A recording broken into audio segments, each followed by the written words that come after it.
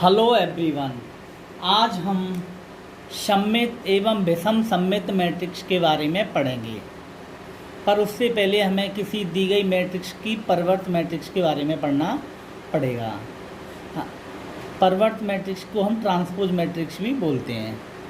तो देखो, हमें एक मैट्रिक्स दे रखी होगी और हम उस मैट्रिक्स की परिवर्त मैट्रिक्स कैसे निकालते हैं। तो इसको निकालने का आप परिभाषा मान लो, चाहे कुछ भी मान लीजिए, तरीका मान लीजिए। तो किसी दी गई मैट्रिक्स की सभी पंक्तियों को स्तंभों या फिर सभी स्तंभों को पंक्तियों में बदलने से जो हमें मैट्रिक्स प्राप्त होती है वो दी गई मैट्रिक्स की परिवर्त या ट्रांसपोज मैट्रिक्स कहलाती है। इसका नोटेशन होता है, मान लो हमें एक मैट्रिक्स है, हमें उसकी परिवर्त मैट्रिक्स निकालनी है, तो हम उसको ए ट्रांसपोज, ए पे टी लगा देते हैं या ए डैश से दर्शाते हैं। मैं एक बार फिर डेफिनेशन या तरीका बता देता हूँ। हमें एक मैट्रिक्स दी जाएगी, उस मैट्रिक्स की परिवर्त मैट्रिक्स निकालने के लिए उसकी सभी पंक्तियों को स्तंभों में बदल दो या फिर सभी स्तंभों को पंक्तियों में बदल दो, और इस तरह से जो मैट्रिक्स प्राप्त होगी वो दी गई मैट्रिक्स की परिवर्त मैट्रिक्स कहलाएगी। एग्जाम्पल की हेल्प से हम समझते हैं। जैसे हमें मैट्रिक्स दे रखी है 2/3 क्रम की। 2 का मतलब 2 पंक्ति हैं, इसमें 1 2 3 स्तंभ हैं। ये मैट्रिक्स है ए। हमें इसकी ए ट्रांसपोज निकालना है, परिवर्त मैट्रिक्स निकालनी है। तो देखो, मैंने बताया तरीका, सभी पंक्तियों को स्तंभ में बदल दो। तो पहली पंक्ति है, इसको हम पहला स्तंभ बना देते हैं नई मैट्रिक्स का, दूसरी पंक्ति को दूसरा स्तंभ बना देते हैं।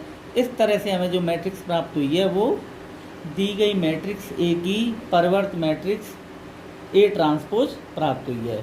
क्योंकि ए का क्रम 2/3 है, तो ए ट्रांसपोज का क्रम 3/2, 3 × 2 उल्टा हो जाता है। इसको मैं एक एग्जाम्पल और लेता हूँ और समझाता हूँ। नेक्स्ट एग्जाम्पल देखो, हमें एक बी मैट्रिक्स दे रखी है 11 -7 6 8 5 3। इसमें 3 पंक्तियाँ हैं, 2 स्तंभ है। इसका क्रम हो गया 3 × 2। बी ट्रांसपोज आएगा 2 × 3 की आएगी। तो देखो कैसे करते हैं बी ट्रांसपोज। मैंने बताया पंक्तियों को स्तंभ में बदलते हैं। तो हम पहली पंक्ति को पहला स्तंभ बनाएंगे 11 - 7। दूसरी पंक्ति को दूसरा स्तंभ बनाएंगे 6 8।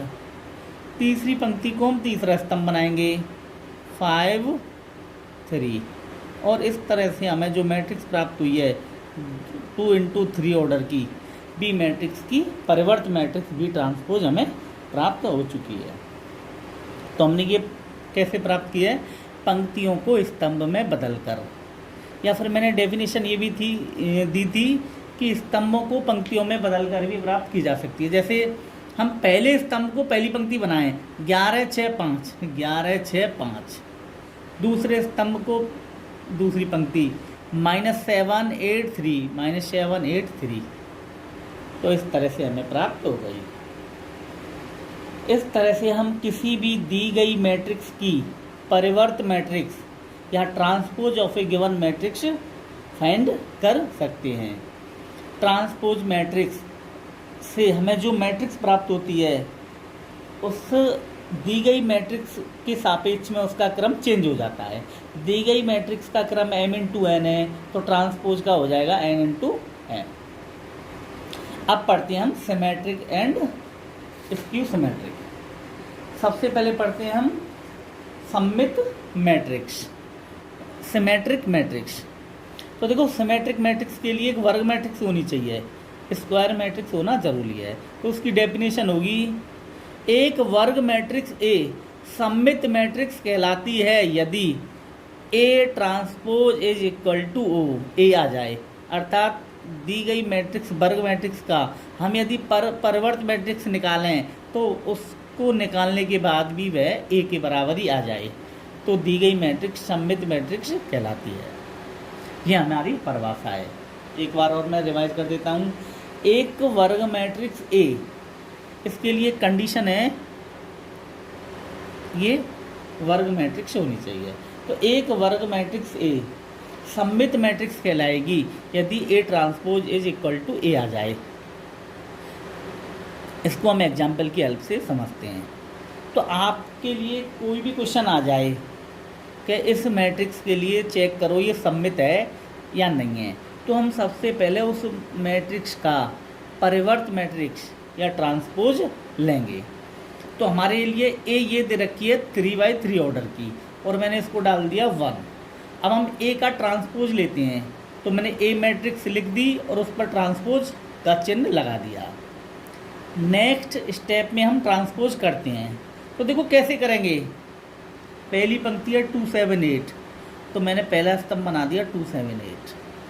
दूसरी पंक्ति है 6 7 6 5, मैंने दूसरा स्तंभ बना दिया 7 6 5। तीसरी पंक्ति है 8 5 3, मैंने तीसरा स्तंभ बना दिया 8 5 3। इस तरह से हमें ए ट्रांसपोज प्राप्त हो गया। अब ये देखो ये ए ट्रांसपोज ये जो आया है समीकरण 1 से कंपेयर करो, ये ए के बराबर है क्या। देखो ए में है 2 7 8 2 7 8 7 6 5 7 6 5 8 5 3। इसका मतलब ये जो है हम इसको ए के बराबर लिख सकते हैं। तो A transpose is equal to A, ये आ गया, ये हमारा आ जाएगा A transpose is equal to A. अब ए ट्रांसपोज ए आने का मतलब होता है ए हमारी सममित मैट्रिक्स हो गई। तो सीधी सी परिभाषा है सममित मैट्रिक्स की, यदि ए ट्रांसपोज ए आ जाए तो हमारी मैट्रिक्स ए सममित मैट्रिक्स कहलाएगी, दैट इज सिमेट्रिक मैट्रिक्स। इसी से मिलती जुलती हमारी डेफिनेशन है विषम सममित मैट्रिक्स। इसको समझते हैं हम।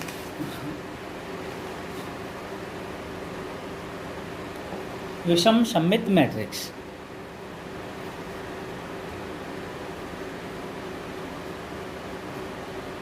तो देखो विषम सममित मैट्रिक्स की डेफिनेशन क्या होगी। एक वर्ग मैट्रिक्स ए विषम सममित मैट्रिक्स कहलाती है यदि A transpose is equal to minus A. उस सिमेट्रिक मैट्रिक्स से थोड़ा सा डिफरेंट हो गया डेफिनेशन में, उसमें ए ट्रांसपोज ए के बराबर आता है, इसमें ए ट्रांसपोज माइनस ए के बराबर आ रहा है। यदि ए ट्रांसपोज माइनस ए के बराबर आ जाए तो हमारी ए मैट्रिक्स विषम सममित अर्थात स्क्यू सिमेट्रिक मैट्रिक्स कहलाएगी। हम इसका एक एग्जांपल लेते हैं। हमने एक ए मैट्रिक्स ले ली, ये ए 0 4 -3 -4 0 5 3 -5 0, इसको हमने 1 डाल दिया। हमें कभी भी किसी भी मैट्रिक्स के बारे में चेक करना है कि वो सिमेट्रिक है या स्क्यू सिमेट्रिक है या कुछ भी नहीं है, तो सबसे पहले हम उस दी गई मैट्रिक्स का ट्रांसपोज लेते हैं। तो हम ए का ट्रांसपोज लेंगे। तो मैंने ए ये दे रखा है, इसका ट्रांसपोज डायरेक्ट ले दिया। कैसे लिया, इसकी पहली पंक्ति है 0 4 -3, मैंने पहला स्तंभ बना दिया इसको 0 4 -3। दूसरी पंक्ति है -4 0 5, मैंने इसका स्तंभ बना दिया -4 0 5, सेकंड स्तंभ बना दिया। इसकी थर्ड पंक्ति है 3 -5 0, मैंने इसको तीसरा स्तंभ बना दिया 3 -5 0। तो ये हमारी ए की ट्रांसपोज आ गई। अब इसको एक से कंपेयर करो, ये ए के बराबर है क्या। देखो 0 4 -3 0 -4 3 नहीं है भाई, तो हम माइनस कॉमन लेके देखते हैं। हमने माइनस कॉमन लिया। किसी भी मैट्रिक्स में से कॉमन लेने का मतलब ये होता है, या गुणा करने का मतलब ये होता है उसके प्रत्येक एलिमेंट में से कॉमन आएगा। तो देखो 0 में से माइनस कॉमन लेंगे 0, -4 में से लेंगे 4, 3 में से लेंगे -3, इस तरह से चिन्ह बदल जाएंगे। माइनस बाहर ले लेंगे तो अंदर के साइन चेंज हो जाएंगे। हमें ये मैट्रिक्स प्राप्त हो गई। और ये देखो अब ये जो माइनस के अलावा जो मैट्रिक्स हमें प्राप्त हुई है इसकी 1 से कंपेयर करो इससे। तो देखो 0 4 -3 0 4 -3 -4 0 5 3 -5 0, ये ए के बराबर आ रही है। माइनस के अलावा जो मैट्रिक्स आ रही है वो ए के बराबर आ रही है। तो A transpose is equal to -a, मैंने नीचे लिख दिया A transpose is equal to -a। और ए ट्रांसपोज यदि -A के बराबर आ जाता है तो हमारी दी गई मैट्रिक्स इसकी सिमेट्रिक मैट्रिक्स कहलाएगी। इसका मतलब हमारी ए मैट्रिक्स हो गई विषम सममित मैट्रिक्स। तो इस पर आधारित सममित विषम सममित पे कोई भी क्वेश्चन हो आप आसानी से कर सकते हो। अब देखो ट्रांसपोज या सिमेट्रिक और इसकी सिमेट्रिक की कुछ प्रॉपर्टी मैं आपको इनको एक बार पढ़ के बता देता हूँ।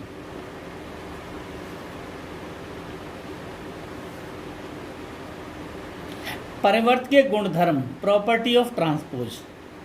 यहाँ पे हमने ए और बी दो सेम ऑर्डर की मैट्रिक्स ली हैं, दो।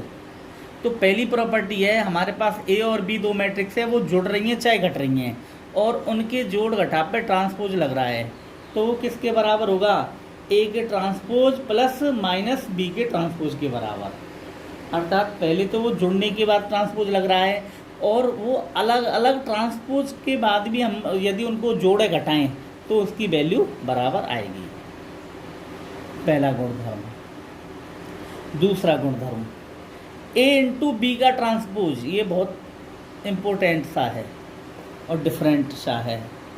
ए इंटू बी का ट्रांसपोज, तो देखो बाद वाली पहले आ जाएगी और पहले वाली बाद में। B transpose into A transpose, ऐसे ये कितनी भी मैट्रिक्स का गुणा हो रहा हो बाद वाली पहले आएगी और पहले वाली सबसे लास्ट में आएगी, इस तरह से हो जाएगा।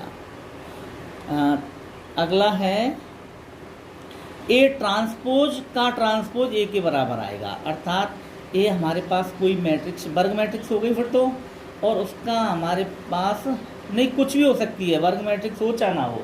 ए हमारे पास कोई मैट्रिक्स दे रखी है, हमने उसका ट्रांसपोज लिया और फिर उसका भी ट्रांसपोज ले दिया, तो वो ए के ही बराबर आ जाएगा।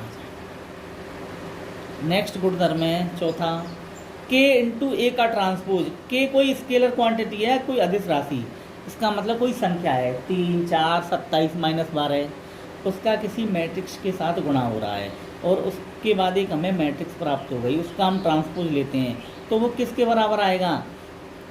उस मैट्रिक्स का ट्रांसपोज ले लो फिर उसके का गुणा करके देखो तो वैल्यू सेम आएगी। फिफ्थ प्रॉपर्टी है ए प्लस ए टी सममित मैट्रिक्स होती हैं।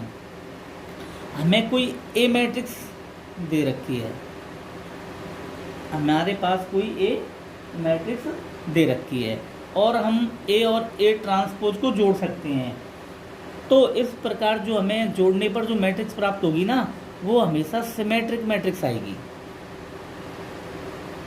या आप कोई भी एग्जाम्पल लेके देखना, ए कोई मैट्रिक्स वर्ग मैट्रिक्स लेना, फिर उसका ट्रांसपोज करना, दोनों को जोड़ना और उसको फिर एक नया नाम दे देना बी, फिर बी को चेक करना वो सिमेट्रिक है या नहीं है। नेक्स्ट है ए माइनस ए ट्रांसपोज विषम सममित मैट्रिक्स होती है। और नेक्स्ट है A transpose comma A transpose A सममित मैट्रिक्स होती हैं। ए और ए ट्रांसपोज का यदि हम गुणा कर पाते हैं और करने के बाद जो मैट्रिक्स प्राप्त होती है वो सिमेट्रिक मैट्रिक्स प्राप्त होगी, और ए ट्रांसपोज और ए का गुणा यदि हम कर पाते हैं और करने पर जो प्राप्त होगी वो सममित मैट्रिक्स होगी। और लास्ट दो प्रॉपर्टी हैं हमारी 9 और 8। दो सममित मैट्रिक्स का योग सममित मैट्रिक्स होता है और दो विषम सममित मैट्रिक्स का योग विषम सममित मैट्रिक्स होता है। इस तरह से ये प्रॉपर्टी थी, आप कोई भी एग्जाम्पल लेके इनको चेक कर सकते हो। Thank you.